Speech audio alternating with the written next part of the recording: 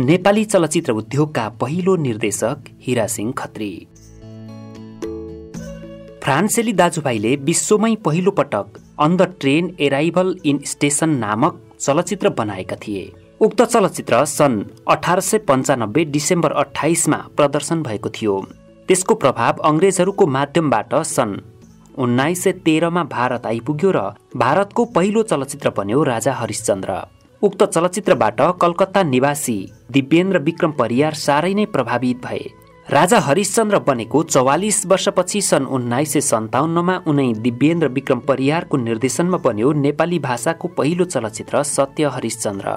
तर त्यो चलचित्र नेपालमा नबनेको, नेपालमा नदेखाइएको र त्यो सम्बन्धी एउटा फोटो बाहेक अरू कुनै पनि सामग्री नभएकाले नेपालमा आधिकारिक रूपमा आमा चलचित्रलाई नै पहिलो नेपाली चलचित्र भनेर मान्यता दिइयो। त्यही पहिलो नेपाली चलचित्र आमाका निर्देशक हुन् हीरासिंह खत्री।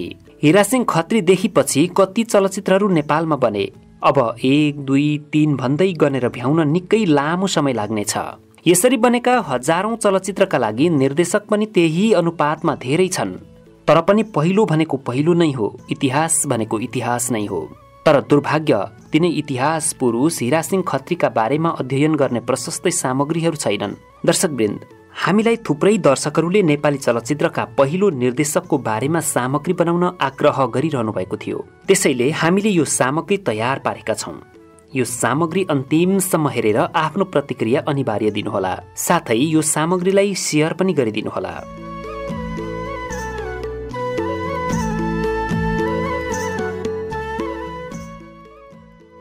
हीरासिंह खत्रीको जन्म विक्रम सम्वत 1971 साल चैत्र 22 गते भएको हो। उनी भारतको देहरादूनमा जन्मिएका थिए। उनका बुबा ब्रिटिस इन्डियन आर्मी थिए। देहरादूनमा अवकाश प्राप्त भारतीय ब्रिटिस आर्मीहरूको बसोबास थियो। त्यहाँ अधिकांश गोर्खालीहरूको बसोबास थियो।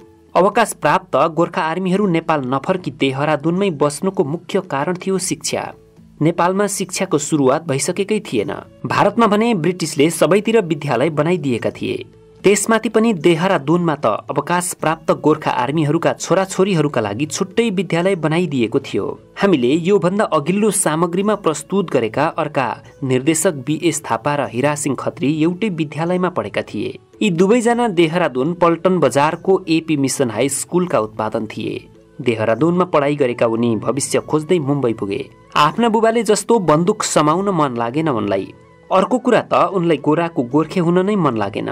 आफ्नो काम आफै गर्ने दृढ संकल्पमा थिए। सानैदेखि आमा बुबाका मुखबाट नेपालका बारेमा सुन्दै आएका थिए। उनलाई नेपाल आफ्ना पुर्खाको देश हो भन्ने कुराले साह्रै छुन्थ्यो। उनलाई नेपाल मातृदेश हो भन्ने लाग्थ्यो। त्यसैले नेपालका लागि उनी केही गर्न चाहन्थे। तर त्यसको चाँजो पाँजो मिलिरहेको थिएन। उनी मुम्बईमा स्थापित हुन सङ्घर्ष गरिरहेका थिए। त्यही बेला कला र साहित्यलाई साह्रै धेरै माया गर्ने नेपालका राजा महेन्द्रसँग भेट भयो। राजा महेन्द्र नेपाली भाषामा चलचित्र बनाउन चाहन्थे। उनले हीरासिंह खत्रीलाई नेपाली भाषामा चलचित्र बनाउन आग्रह गरे र त्यसका लागि नेपाल आउन निम्तो दिए। हीरासिंह खत्रीले पनि त्यो अवसरलाई गुमाउन चाहेनन्। उनले विक्रम सम्वत 2018 सालमा राजा महेन्द्रको 42औं जन्मोत्सवको वृत्तचित्र बनाएर राजा महेन्द्रलाई उपहार दिए। उक्त उपहार हेरेपछि राजा महेन्द्र पनि हीरासिंह खत्रीसँग खुसी भए। राजा महेन्द्र चाहन्थे चलचित्र मार्फत जनतामा देशभक्ति जगाउन सकियोस्। राजा महेन्द्रले उनलाई चलचित्र बनाउने जिम्मा दिए। हीरासिंह खत्री मातृदेशलाई उपहार दिन चाहन्थे। त्यही भएर चलचित्रको नाम उनले आमा राखेका थिए। चलचित्रको कथा उनीसँगै थियो, तर छुट्टै स्क्रिप्ट लेखिएको थिएन। चलचित्र छायाङ्कन हुन थाल्यो। संवाद बिनाका अतिरिक्त दृश्यहरू पहिला नै छायाङ्कन गरे। त्यसपछि दुर्गालाल श्रेष्ठसँग पटकथामा सहयोग लिए। दिनभरि चलचित्रको सुटिङ हुन्थ्यो। बेलुका सबैजनासँग बसेर हीरासिंह खत्रीले भोलिपल्ट सुटिङ हुने कथा सुनाउँथे। त्यही कथाको आधारमा दुर्गालाल श्रेष्ठले संवाद पनि तयारी पारिदिन्थे। भोलिपल्ट छायाङ्कन स्थलमै संवादहरू सुनाइन्थ्यो र खुरुखुरु सुटिङ हुन्थ्यो। चलचित्रको संवाद लेख्ने दुर्गालाल श्रेष्ठले एउटा अन्तर्वार्तामा भनेका छन्, चलचित्रका हरेक दृश्यहरू एकै टेकमा ओके भएका थिए। हीरासिंह खत्रीले आमा चलचित्र 2021 सालमा बनाउन थालेर 2022 सालमा प्रदर्शनमा ल्याएका थिए।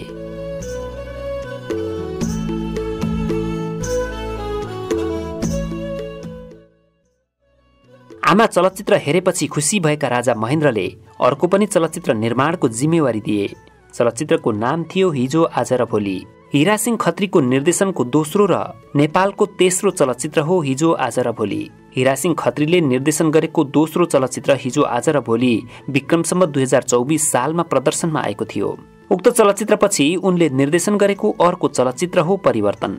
चलचित्र परिवर्तन विक्रम सम्वत 2027 सालमा रिलिज भएको थियो। हीरा सिंह खत्रीले निर्देशन गरेका सबै चलचित्र नेपाल सरकारको सूचना मन्त्रालय अन्तर्गतको प्रचार चलचित्र महाशाखाले निर्माण गरेको थियो। यी चलचित्रहरू जनतामा देशभक्तिको सन्देश दिने उद्देश्यले निर्माण गरिएको थियो। केही समीक्षकहरूले नेपालमा एकदलीय पञ्चायत व्यवस्थाको प्रवर्धन र सुदृढीकरणका लागि जनतालाई प्रभावित बनाउन यी चलचित्रहरू निर्माण गरिएको थियो भनेका छन्। परिवर्तन चलचित्र भने सरकारको गाउँ फर्क अभियानलाई लोकप्रिय बनाउन जनार्दन समको नाटकमा आधारित थियो। विक्रम सम्वत 2018 सालबाट एक दशकसम्म उनले नेपालमा चलचित्र सम्बन्धी काम गरे। यो अवधिमा उनले एउटा वृत्तचित्र र 3वटा चलचित्र निर्देशन गरे। राजा महेन्द्रको आग्रहमा नेपाली चलचित्रकै उत्थान गर्ने अभिप्रायले भारत नफर्किने निश्चय गरी बसेका हीरा सिंहको प्रतिभाको यथोचित प्रयोग भने नेपालले गर्न नसकेको देखिन्छ। यो बीचमा उनका विरुद्धमा अनेकौं षड्यन्त्र भएको कुरा फिल्मी खबरमा राजकुमार फुयालले लेखेका छन्।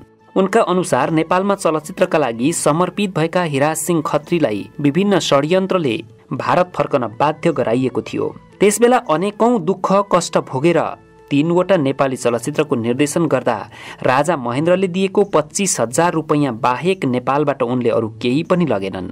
उनले पाउनुपर्ने पूरा पारिश्रमिक पनि उनलाई नदिई उल्टो भ्रष्टाचारको जालमा पारिएको थियो। यी सबै षड्यन्त्रको जालमा परि बहुत चित्त दुखाएर उनी 2028 सालपछि भारत फर्किएका थिए। यसरी उनलाई नेपालबाट दुखाइ लखेट्नुका पछाडि के कारण थियो? पछिल्लो पुस्ताले यो बारेमा खोज्नु त कता हो कता, बरु उनलाई नै बिर्सिदियो।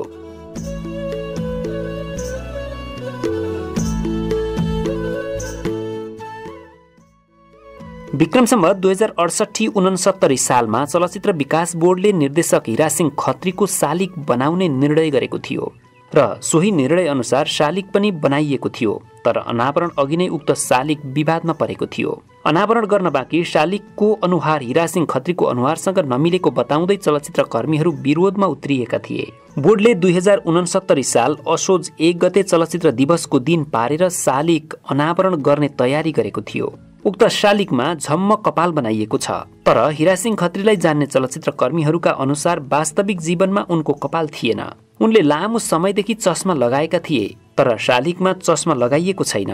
यस्ता हरेक कारणले शालिकको मुहार र निर्देशक हीरा सिंह खत्रीको मुहार नमिलेको चलचित्र कर्मीहरूले बताएका थिए। हीरा सिंह खत्री अब यो संसारमा छैनन्। उनका तस्बिरहरू पनि खासै पाइँदैनन्। उनीमाथि प्रशस्त अध्ययन र छलफल पनि भएको छैन। अहिले हजारौं निर्देशक जन्मेका छन्। उनले चलचित्र बनाउन सुरु गरेदेखि हालसम्ममा हजारौं चलचित्र बने, तर सबै आफ्नै धुनमा आए गए। उनको नाममा एउटा स्मृति पुरस्कार छ, तर त्यो पनि सपाङ्ग जस्तो छैन। उनको नामको स्मृति पुरस्कार वितरण कार्यक्रममा पनि उनको बारेमा भन्दा अरू नै थोकमा विषय बढी केन्द्रित हुन्छ। हुन त उनलाई राजाले ल्याएका थिए र राजाकै लागि काम गरेको भनेर पनि उपेक्षा गरेको पाइन्छ। तर के उनले नेपाली चलचित्रका लागि गरेको योगदान केवल राजा महेन्द्रका लागि मात्रै उपयोगी भयो त? अब भने यो प्रश्नमाथि पनि गम्भीर बहस हुन जरुरी छ।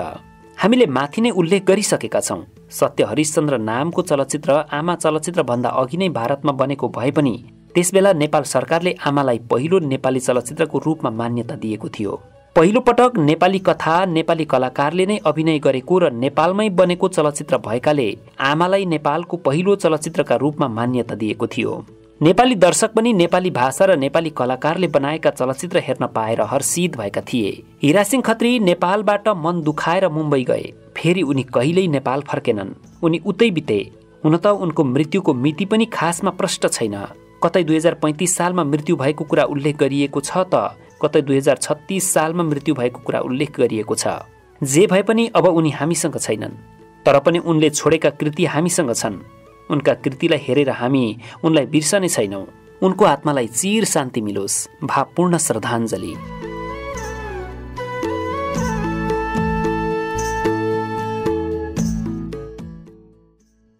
दर्शकवृन्द, हामीले नेपाली चलचित्र उद्योगकै पहिलो निर्देशक हीरा सिंह खत्रीका बारेमा यहाँ हामीले प्राप्त गरेसम्मको जानकारी तपाईहरूलाई प्रस्तुत गर्यौं।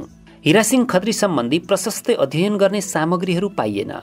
त्यसैले हामीले छोटकरीमा उनको जीवन कथा प्रस्तुत गर्यौं। उनी कहाँ जन्मिए, उनी नेपाल कसरी आए आदि इत्यादि कुरा यहाँ प्रस्तुत गर्यौं। तर उनका बुबा आमाको नाम भने हामीले प्राप्त गर्न सकेनौं र यहाँ उल्लेख गर्न पनि सकेनौं। तपाईहरूलाई जानकारी छ भने तल कमेन्टमा अनिवार्य लेखिदिनुहोला।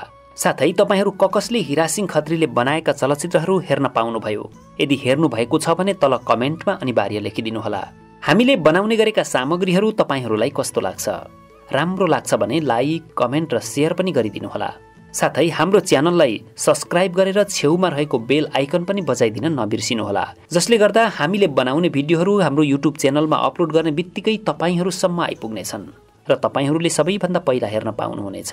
यो भिडियोलाई अन्तिमसम्म हेरिदिनु भएकोमा तपाईहरूलाई धेरै धेरै धन्यवाद। हवस् त, नमस्कार।